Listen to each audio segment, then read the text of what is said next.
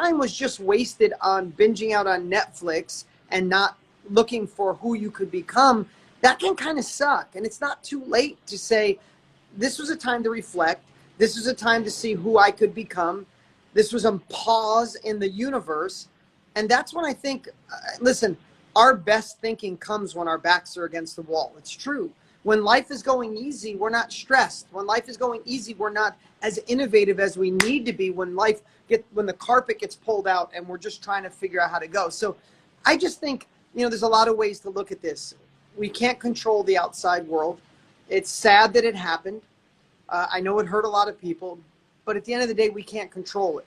So if we can't control the outside world, what is the one thing we can control? And that's us. What do we take in? What are our thoughts like? What do we focus on? What kind of self-education are we acquiring? And how can we use this to be a better version of ourselves so when this ends, we can come out stronger and not feel really left behind? Yeah, it's so true. And we are like how we respond to our situations, our circumstances. Do you want to be that person who in like 3-4 months, like, man, I'm so thankful that I worked on myself. I developed new relationships. I started a new business. I worked on my health. Or do you want to be that person that's like, gosh, I watch Netflix too much. I complain too much. I watch the news. So talk about some of your best practices that have helped you through adversity. I know like in your book, The Underdog Advantage, you talk about all this stuff and you talk about like why you have been able to use the mentality of having your back against the wall to have so much success. But like, I know things like fitness and masterminds and hanging around other people that are just challenging you have been extremely powerful. Talk a bit about like some things that you can think of that like are just off the top of your head or like that really changed things for me. Yeah, so there's a lot of them. Like, I have to exercise 5, 6, 7 days a week because I just feel better about myself, right? That's a routine that gets me in the right mindset. I listen to at least an hour a day of either a personal development book or business book or history, because history is bound to repeat itself, so you might as well know it. So I have all those little practices, but I would say if I really want to simplify it, and I know you guys have all heard this, whether you follow me or follow Doug, you've heard this, but in a time like this, when the world is talking about what's wrong, when our mind wants to focus on what we lost, when our mind wants to focus on things we can't control, it puts us in a really delicate spot. And delicate means if your thoughts go in the wrong direction, you will be stalled. You won't move forward. You won't get things done. So if I was going to give any bit of advice on this quick IG live, is during times like this more than ever, we have to focus on the thoughts that are going on in our soul. If the thoughts are, I can't believe this is happening, who's going to change this? When am I going to get some stimulus money? It's the president's fault. It's the Chinese fault. It's my boss's fault. It doesn't serve us in any way possible. There's zero credit out of that. Never in the history of the world has blaming someone also helped someone exponentially grow.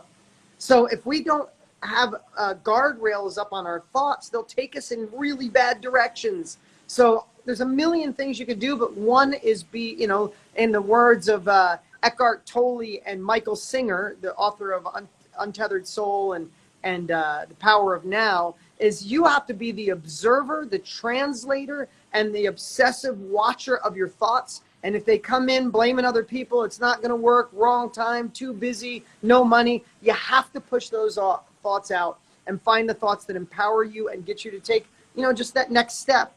Don't try to create thoughts that put you on step 20. Create the thoughts that get your ass out of bed, to stop procrastinating, to know that you can. Yeah, you're so right in so many levels, because I think so many times people place blame, they take responsibility off themselves, and it immediately sets themselves up for failure, because now they've lost the ability to control what they can control instead of now focusing on things they can't control, when money's coming in, when this and that. So I know somebody would think, somebody like you, you've created tons of successful businesses, you've got a lot of success, you've got a great marriage, kids, you live in a beautiful house, that you have no problems during quarantine. And you and I talked on the podcast that a situation that you and Tony Robbins ran into in one of your companies, where you were losing crazy amounts of money, and you had to really pivot to turn into something special. And I've heard that you've done something amazing with that. So talk a bit about that so people can understand that, just because you're successful doesn't mean you don't have problems.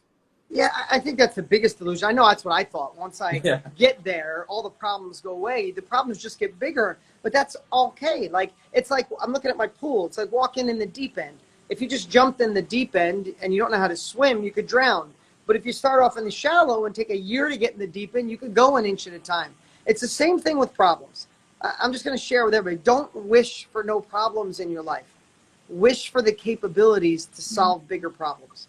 Because I want to tell you something. Solving $100 problems, $1,000 problems, $100,000 problems, $1 million problems, it's all the same.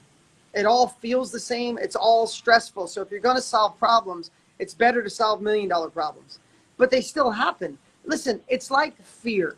People think that when you become successful, fear goes away. Or I'll start the business when the worry goes away. Fear never goes away.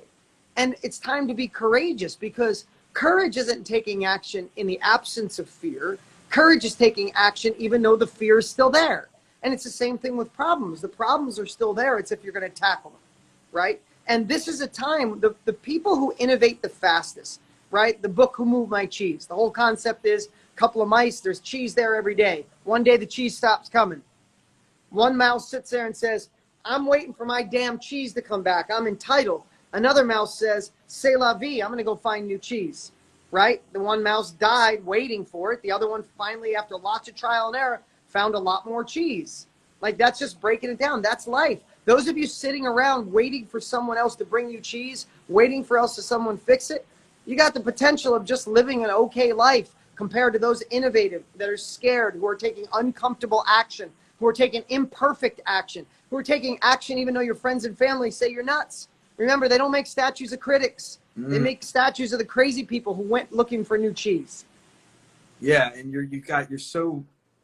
your wisdom is so profound in all this, because you've been through it. You've lost everything and gained it back. Lost everything and gained it back.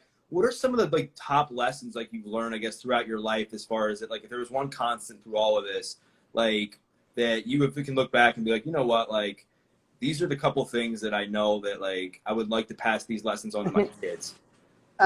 Most people who give you advice are full of shit. Yeah. How about that one? Yeah. It's your broke friend telling you how to get rich, your single friend telling you how to fix your relationship, your parents trying to protect you because they love you and don't want you to do something wrong. Most of them are wrong. Everybody told me I was crazy. Everybody probably told you, Doug, and people watching, you were crazy. They're wrong. They're just wrong. They're not you. They don't have the drive you have. Don't listen to freaking statistics. Statistics are shit. You wouldn't do anything. If you listen to statistics, you wouldn't drive. What is it, 3,000 people a week or more, I forget the number, get killed in a car accident. Way more than COVID. If you focused on that every day, you wouldn't drive, right? You can't look at statistics. You have to look at your soul, the ability to gain capabilities, and your desire, how strong your desire is to keep moving forward, right? Don't listen to unqualified people, because all they do is plant seeds of doubt, and that's all you need is a little bit of doubt. You need to focus on the people who've been there, focus on the people who broke through, and then focus in here, because you got more inside of you than you could ever imagine. It's so true, and you're right. Don't listen to people who haven't been where you're going, right? That's the thing. If you wouldn't. Just think about this. Think about this. If you were navigating through the Amazon, and you walked up to somebody and said, I'm running out of water, I'm running out of food, I needed to get to the other side of this. Would you listen to someone who said, hey, listen, I'll tell you how to do it. You got to pull your socks up, you got to put paper, you can put plastic around your arms, and you got to walk straight that way. And you're like, oh, thank you. Have you ever been there? No, I never went there. I'm from New York City. I just been here for 5 minutes. You'd be like, oh shit, I'm not listening to that person. You want to find somebody who's been through that, who's navigated that territory. But in life, we take advice from somebody who's Insta famous in 3 seconds, who's never really run a business, but they're in front of a Lambo. We take their advice. Or we take advice from our friend telling us how to fix our relationship that he's been through 6 shit relationships. We're taking advice on going through the Amazon from someone who's never been there. It's unbelievable, but we take it. Just think about that for the next week. It's unbelievable advice, man. And the next thing I want to ask you, and we'll kind of close here in a couple minutes, is, many people don't know, but you weren't just handed money. You weren't just handed a New York Times best-selling book. You grew up in a very dysfunctional environment. You moved multiple times. I believe, your dad left, all these things. Talk a bit about what you went through as a kid and how that has kind of shaped your never give up, no BS mentality today. Let me just ask, is that still a thing? Does anybody on here, be honest with me right now, Does anybody really freaking think that the roads are paved in gold and certain people are born under a lucky star? Do you think my life was easier than yours? Like that I never ran any obstacles, that I didn't feel like I'm an imposter, that I felt like full of shit, that I ran out of my money, that I've had sleepless. Does anybody think it was easier for me? Just be honest. Like, do you think, yeah, I'm worth way more money than I ever could have imagined possible. I live in a dream home. Like, I'm not being an ass right now, but this is my home. Like, this is where I get to live every single day of my life, right? This is my home, right? Like, do you think that I got this, that someone freaking left it to me, or I didn't fail miserably, or I haven't lost friends who told me I was a freaking dreamer? Like, if you believe that, you're freaking, like, you're screwed. Like, most every successful person I know sacrificed. They said yes when others said no. They had to go against the naysayers. They had to be resourceful. I never had anybody give me money to start this. I had to figure it out on my own. I failed miserably. I screwed up a marriage because I was probably so busy working. Like, I made shitty mistakes, but I kept going forward. I kept learning from my mistakes, and I never gave up. And I worked on my personal development. I read the books. I study the people who've been there. I push the people out of my life that make me feel bad about myself. Like, I'm not trying to, this is not, look at me, I'm so rich. It's not that. What I want to do is share with you guys, I'm no smarter than any of you. I barely got out of high school. I failed miserably in my life. But everybody who told me I couldn't was wrong. And the people who are telling you, even that inner self-doubt is wrong. There's another level. I know it might seem scary starting on day one. You don't know where to go next. But that's okay. Be resourceful. Don't wish for resources. People who hit lotto get resources and they all go broke. Be obsessively resourceful. And I promise you, just start on day one. Just start today. One day at a time, one step at a time. There's nothing you can't achieve. I mean, that stigma has to go away, that people who have money, people who have made it, like, were handed to them. They don't see the climb. They don't know the story behind it, which is why I wanted to have you on my podcast. And it's harder work than you think. Yeah. Like, don't be looking at the guy with the Lambo online or the fancy watch and think they got it in 5 minutes. Like, it takes freaking work. And a lot of those, listen, and you don't know who's renting cars, literally, I'm not going to mention names. There's someone who's out there all the time that I just found out this week literally rents a mansion and fancy cars once a month for his photo shoot. Like, you never know what's going on in someone else's life. The only person you need to be better than is the person you were yesterday. You work on that, you turn around in a year, you'll be a different human. Dean, that advice is something that people need to take heed on and just focus on becoming the best version of themselves each and every day, and their life will turn out so much better. I want to thank you so much for your encouragement, your words of wisdom. And like, again, your episode came out yesterday and people are loving it. So for those who are watching, if they want to, hear the full episode, there's a link in my bio, the Adversity Advantage podcast. And Dean, I thank you once again, man. You got it, man. Appreciate it, Doug. Keep up the good work. Everybody else, you got this. All right, man. Have a good one. See ya. See ya.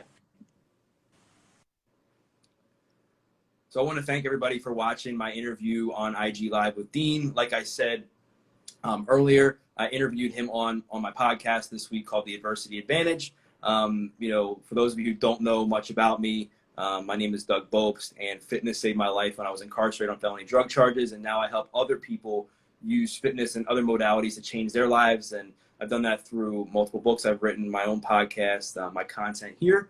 And Dean was, again, on the show, did an amazing job. So the replay of this IGTV will actually be on my main page. So if you want to rewatch this, or if you joined in late, you can go ahead and go to my profile, follow me, and you can see the replay. If you want to listen to the podcast, there is a link in my bio that has a link to the Adversity Advantage podcast, where the full interview I did with Dean was on there. So I want to thank everybody for watching this, and please go check out the episode with Dean. It was freaking amazing. If you're watching even just this IGTV, go ahead and watch the replay as well, because he just dropped some amazing wisdom in the 10-15 minutes he was on. So once again, thank you so much for watching this. I'm 𝑾𝒐𝒓𝒍𝒅, and I will see you soon.